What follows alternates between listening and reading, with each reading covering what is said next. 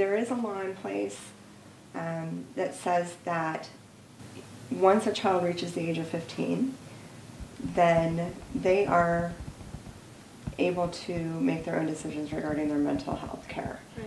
So, in other words, at the age of 15, that child would have to sign a release in order to allow the doctors to speak to the parents Right.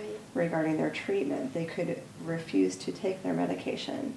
Do you have any thoughts on that? What is your Yes, opinion? it makes me very angry, and I do not agree with it at all.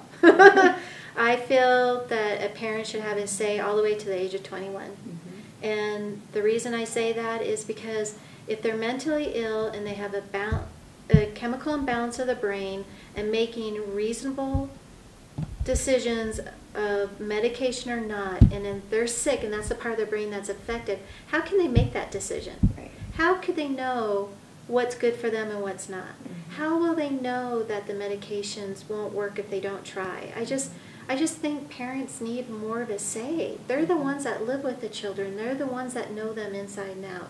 So it makes me very angry that doctors and people are saying, oh no, parents step back, we'll take care of it. Right. It should be everyone working together as a team for the best of that child. Right. And it makes me angry. Thank you. I agree with that.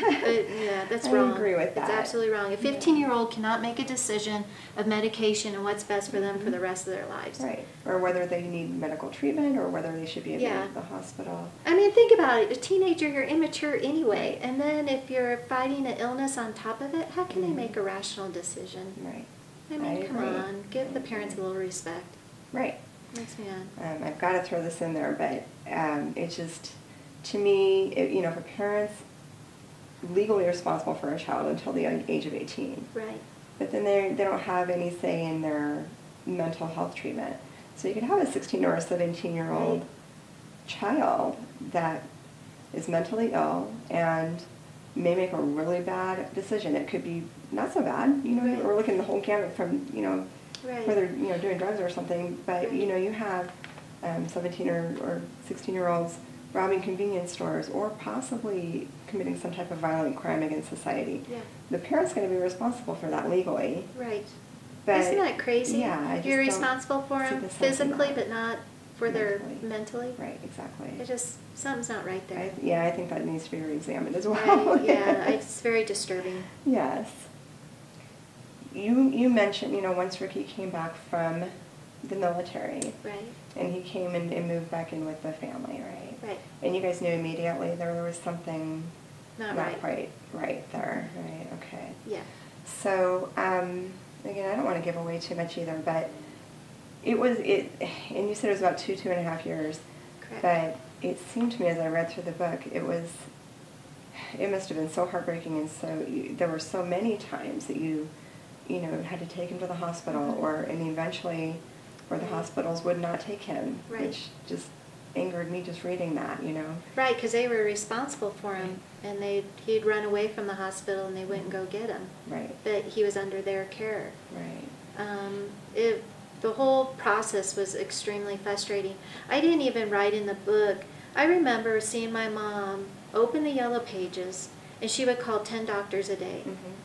This would go on for months. Yeah. And every single doctor, well, we can't help you or give you medication now unless we come in. Well, he won't go in. Right. Well, we can't commit him because, same thing. Right. She was not held reliable for him. She can't force him to go in. Mm-hmm. So just the lack of anybody having interest in helping or even care to help. Right. I mean, so many folks in the book were just like, oh, well, Right. And just that was an deal with ongoing it. thing, like over and over and Yeah. over, not just one time. That Yeah. was the whole 2.5 years. Yeah. Yeah, Yeah. and it was not only frustrating, it was heartbreaking, and it made us all very angry. It's like, why won't anybody help? Right. Especially when there's police records and different things of the situations happening, which you have to read the book, that shows that he needed help, you know what I mean? And that nobody seemed to care. Right. So it just, and a lot of us end up getting depressed or, having our own issues because of it. Right. Right. Which I can totally understand. Yeah. I would be surprised if you didn't or weren't. Right. So at the end of this, you guys were trying desperately to get help for him, and nobody was willing to help you guys. Right. And he had been asked to leave the home because for safety reasons. Right. And on that day, he came back home. Mm-hmm. He was outside of your Right. home.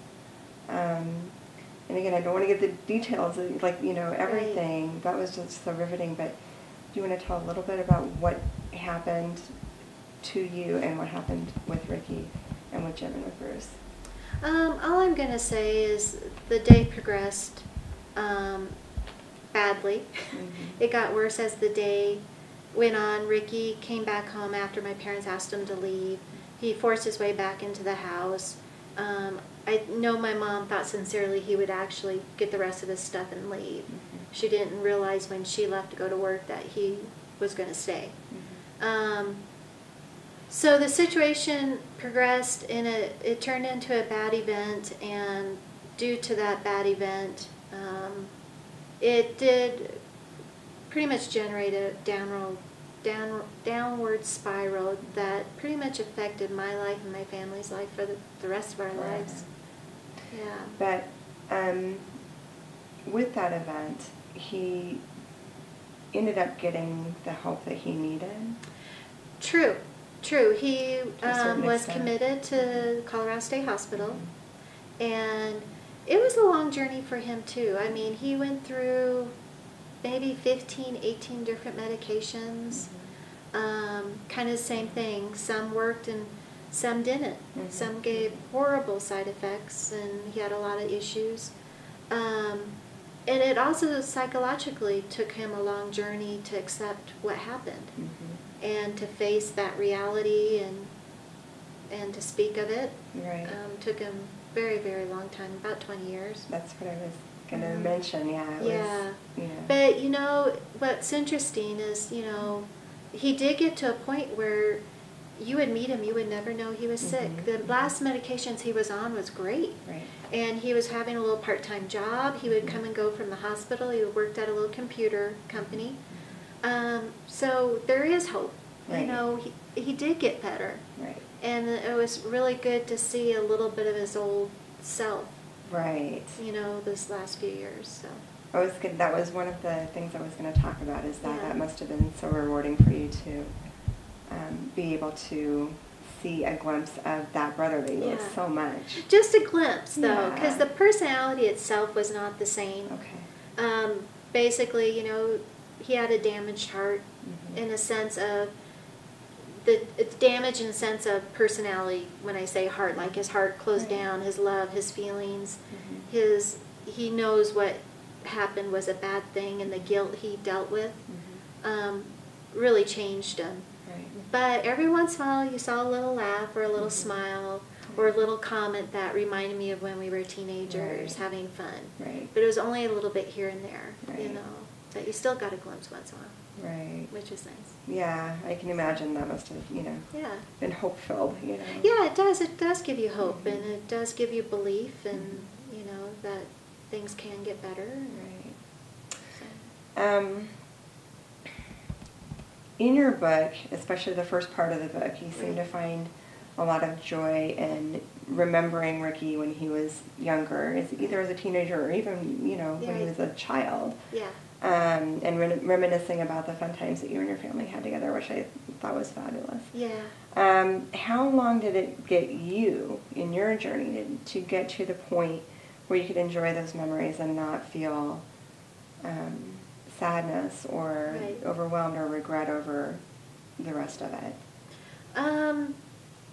That's a hard question to answer because realistically, 10 to 15 years. I feel good now when I think and I look at pictures. Before I'd hear a song that came on, that was popular in the early 80s, I'd start crying. Or I see a picture, it's like you start crying. But, now I can look at it and feel joy and I feel very blessed that I had such a great childhood and a great family. Yeah. I mean, we honestly really did all get along great. Right. That came through in your book so well. Yeah, I adored my family. But I have to admit, every once in a while, it'll still get me. And all of a sudden I'll cry if I hear a song still, or, you know, actually writing this book brought back a lot of memories and a lot of feelings. And I just noticed this last year a little more emotional. So I thought I was pretty healed.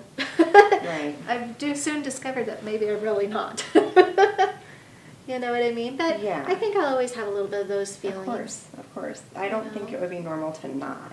Yeah. But it does get better. Right. It really does. Right. So. Heals Yeah. a little bit. Yeah. Was writing the book, sounds like might be somewhat therapeutic for you as well. Yeah, actually it felt like a monkey was lifted off my back, if you want to know the truth. Yeah. It was a burden I was carrying that I knew I had to do something good, something positive and good from a bad situation. So I knew in my heart I was always going to do this. Yeah. And I actually started this book 13 years ago, and I put it away because my family wasn't ready for it. Right. So a year and a half ago, then I brought it back because I knew now was the time to finally finish it. Right. And I knew it was my life goal or spiritual path that I had to do. So once I accomplished it, I felt so much better. Right. So well, okay, so really just kind of wrapping it up, you know, and speaking of your family, just reading the book, you guys stuck together. You showed amazing loyalty and strength through the course of all of these events. Where did you find the inner strength to be able to fight for Ricky or advocate for others that might be in a situation? And is it ever tempting for you to lose that hope or to give up? No, and it all stems from love. I mean, I've had so many people ask me if I was ever angry or disliked them, and I swear to God on the Holy Bible, I've never hated him or been angry at him. I've always loved him. Because it doesn't matter what the situation was or what happened. The fact is, he was a brother I adored and loved and looked up to when I was growing up. And those feelings just don't go away because somebody's sick. And so, and I also know he had such a kind, loving heart, and I know how bad he felt after the situation. There was just no way I could ever turn my back on him. And I'm never going to stop loving him. Of course. So, you know, as long as you do something that's true to your heart and you do it because you're trying to do something positive and good and it's out of love, I'll accomplish my goals. I know it'll all happen. It's just a matter of time. Right. And I'm not going to stop. Good. That's good. That's good to hear. Keep moving forward. You know, basically I want to make good on everyone's memory. Right. So. Right. In those 2.5 years when he was home and most of you kids were home, how did everybody deal with that, and how? You know, what's interesting, you know, I think it's really important to talk about is how mental illness takes a toll on a family. And because of events that happened with Ricky, you know, not only do you start getting depressed because you're seeing someone sick and there's nothing you could do about it, but you know, my parents had a stressful relationship. You know, they're doing the best they can to try to help their son. They get so focused on helping him, they don't focus on each other anymore. So it took a toll on them and their marriage. They stuck it out, but it was definitely a stressful couple years between them. A little bit of fighting, a little bit of distance because of the frustration of not getting help. When I think of, you know, my other siblings, you know, they went through anger, everyone pulled away, everyone, you know, sometimes you don't want to come home because Ricky's there. You don't want to face him. You got to be careful what you say. You're walking on eggshells. You don't want to trigger a violent episode. You know, so I don't think people understand how difficult it is to live with somebody who's severely mentally ill and how much stress it puts on you physically, mentally, and emotionally. I mean, I was having physical stomach aches all the time. I always wanted to throw up. I mean, I wasn't sleeping ever. You know, and I know my siblings were going through the same things I was. It was hard. There's that undercurrent. There is. You know. It's like a domino effect, you know what I mean? When one person's affected, it affects everyone when you're that close and you're all living together. I also imagine with parents with possibly younger kids, Yeah, I suppose this could be actually even with a child that's physically ill, Right. with cancer or Right. something like that. Absolutely. The parents' natural tendency would be is focusing on getting that child all the help that they need, Right. and yet there's other healthy children that may be kind of suffering Mm-hmm. from that, not purposeful neglect by any means, but there's only so much time in a day and so much Exactly. that you can do. So. And it's hard, and for all of us kids, we understood what our parents were going through, and we knew we weren't going to get the attention we needed because they were focusing on Ricky, and we understood and accepted that. But it doesn't make it any easier, and you still feel left out. Or I played sports, all my family played sports and stuff, and they couldn't come and watch. Right. Or they had to be home because you can't leave Ricky home alone. Right. So there's little things that they missed out on, and I felt I was missing out on. And for me, high school was supposed to be the best time of my life, and high school wasn't for me at all. Right. It was I had this hidden family issue I didn't want anyone to know about that I was dealing with on a daily basis, and it was hard to study for homework and. Sure. Act happy all the time. Mm-hmm. But you do what you need to do. Do you think people now, 20-some years later, are a little bit more understanding about coworkers or friends or something? Anybody that they know that might be going through something similar? Or do you still think there's still that stigma attached to mental illness? I think it depends on age, and I think it depends on if you have it in your own family. Mm-hmm. I find older people who have matured and have life experiences are more compassionate. Right. You'll find people that have seen it in their families or friends or neighbors tend to be more compassionate and good. But I find that folks that have never experienced anything, and I'm not trying to be prejudiced on the younger age, but it just seems like the people I've dealt with the younger age just seem a little more immature about it, and they don't have the compassion or the ability to care. They're more career oriented, or about their life. It's all about them, and they don't take the moment to think about their coworker or their friend or what they're going through. And I even see a little bit, even with kids and teenagers of, but it's their age and their maturity. You can't really expect them to have the complete understanding or compassion. Sure. When I was a teenager, none of my friends understood or could understand what I was going through. So I sure don't expect teenagers of this day and age to be able to do the same. Right. But, if mental illness is becoming more prevalent and more frequent, they're going to be dealing with it at some point. Yeah, absolutely. And I wouldn't be surprised if you see more kids say their classmate might have this, or maybe talk about it. And if that does happen, it's a great opportunity for parents to bring up the conversation, or if they bring up the conversation, it's a great opportunity for the parents to sit and talk about it and say, well, what are you seeing? This is the illness. You'll see more of it. And when you do, have a little compassion, or be kind to that person, or give them a little space and understanding.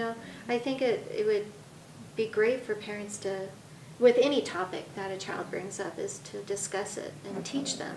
Absolutely. Because I do think you're going to see it more and more on the news. You do all the time now anyway. Right, exactly. Why not discuss it? Right.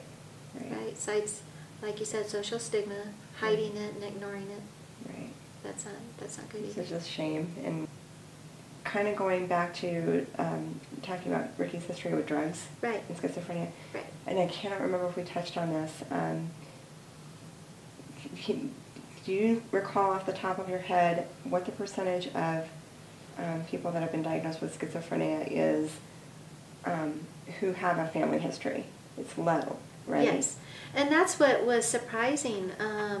I always just assumed majority of the people that had schizophrenia is because they had it in their family, but recent studies actually, I think it's 10 or 5% of people that have schizophrenia is from a predisposition gene in family history. The other 90% is not. Okay. Which means majority of the cases are not from family history. It's from environmental factors of stress, nutrition problems, drugs, traumatic events, and they're even coming out now today saying that maybe if a woman in childbirth or during her pregnancy or having difficulties can maybe have signs of a child's brain not developing correctly at a later age. Right. So there could be a lot of factors that play into somebody to get schizophrenia. But So, yeah, it's kind of surprising. Definitely. It is surprising. And I wanted to bring that up. I just, for the kids, for these teenagers that are, Right. you don't necessarily have to have a family Exactly. predisposition for it. Exactly. And I would think, if it's that way for schizophrenia, it would be that way for depression and bipolar and any of the other Absolutely. mental illnesses.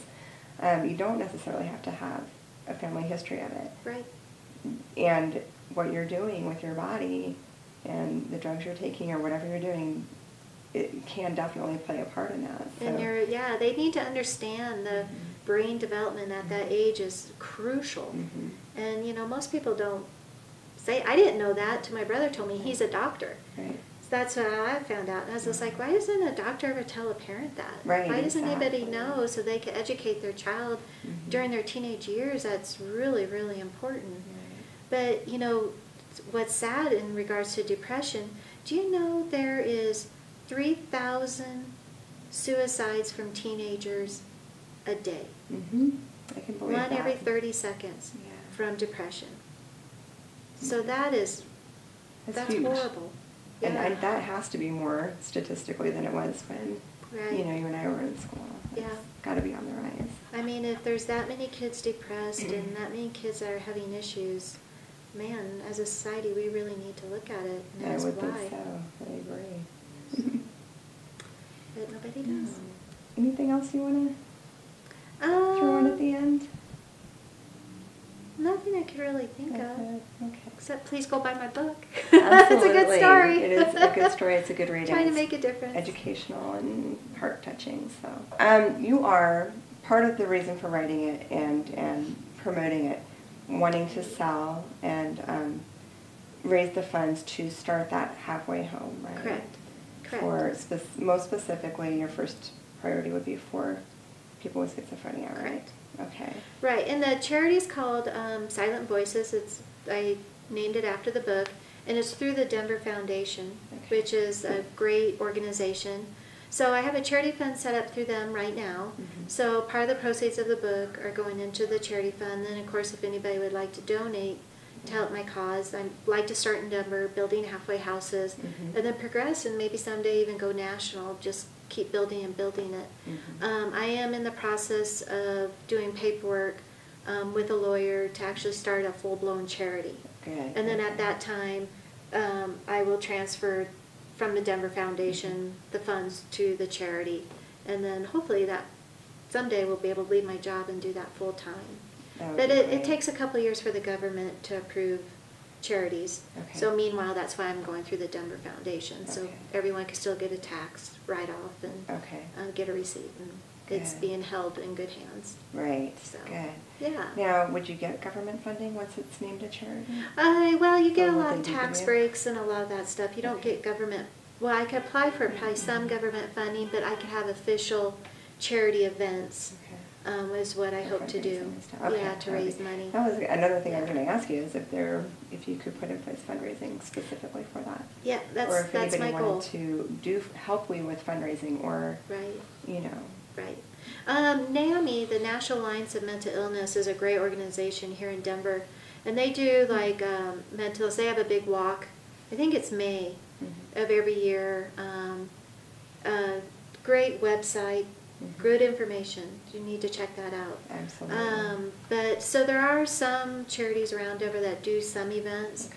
but that's what I hope to do is maybe 2 big events per year. And That would be great. try to bring in as much money as I can to build halfway houses and also to give money towards research to see if, we could find a cure. Right. Because right now, Would- schizophrenic is not curable. Right. So, That would be amazing. Though. Yeah. That would be so great. yeah, I was reading this one medical journal, and they were saying there was high hopes for them to have a cure in 10 years. Okay.